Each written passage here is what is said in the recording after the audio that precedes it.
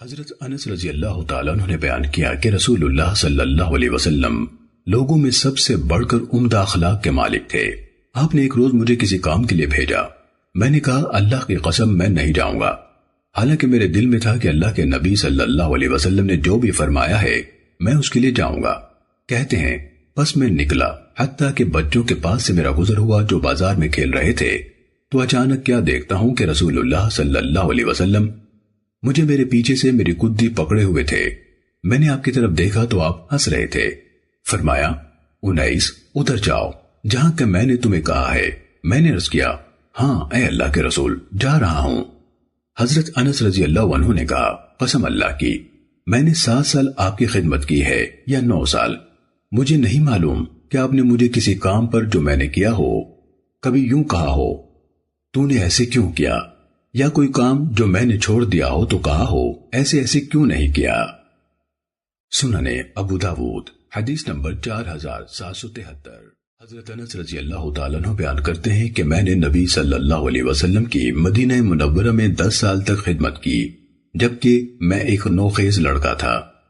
میرے سب کام اس معیار کے نہیں ہوتے تھے جیسے میرے حبیب صلی اللہ علیہ وسلم کی خواہش ہوتی تھی۔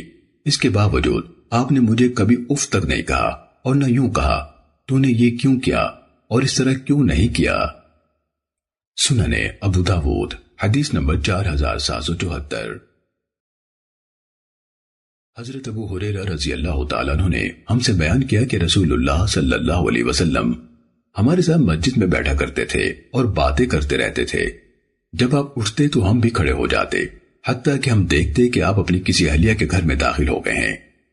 چنانچہ آپ ایک دن ہمارے ساتھ باتیں کرتے رہے، جب آپ اٹھے تو ہم بھی اٹھ کھڑے ہوئے۔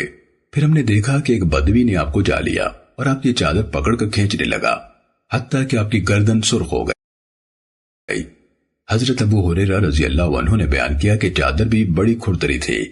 آپ اس کی طرف متوجہ ہوئے تو اس اعرابی نے آپ سے کہا مجھے میرے یہ 2 اونٹ لاد دیں، بلا شبہ آپ مجھے کوئی اپنے ذاتی مال سے نہیں دیں گے اور نہ اپنے باپ کے مال سے دیں گے۔ نبی صلی اللہ علیہ وسلم نے فرمایا نہیں میں اللہ سے استغفار کرتا ہوں، نہیں میں اللہ سے استغفار کرتا ہوں، نہیں میں اللہ سے استغفار کرتا ہوں، اور میں تجھے اس وقت تک نہیں دے سکتا جب تک مجھے چھوڑ نہ دو جو یہ تم نے مجھے پکڑا ہوا ہے۔ اور وہ بدوی ہر بار آپ سے یہی کہتا تھا اللہ کی قسم میں تمہیں نہیں چھوڑوں گا، اور راوی نے پوری حدیث ذکر کی۔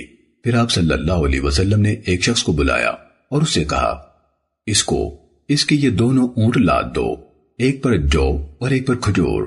پھر آپ ہماری طرف متوجہ ہوئے اور فرمایا تم لوگ جاؤ، تم پر اللہ کی برکتیں ہوں۔ سنن ابو داود حدیث نمبر 4775۔ جناب سہل بن معاذ اپنے والد سے روایت کرتے ہیں رسول اللہ صلی اللہ علیہ وسلم نے فرمایا جو شخص غصہ پی جائے جبکہ وہ اس پر عمل درآمد کی قدرت رکھتا ہو تو اللہ اسے قیامت کے دن برسر مخلوق بلائے گا اور اسے اختیار دے گا کہ جنت کی حور عین میں سے جسے چاہے منتخب کر لے۔ امام ابو داود رحمہ اللہ فرماتے ہیں کہ سند کے راوی ابو مرحوم کا نام عبد الرحمن بن میمون ہے۔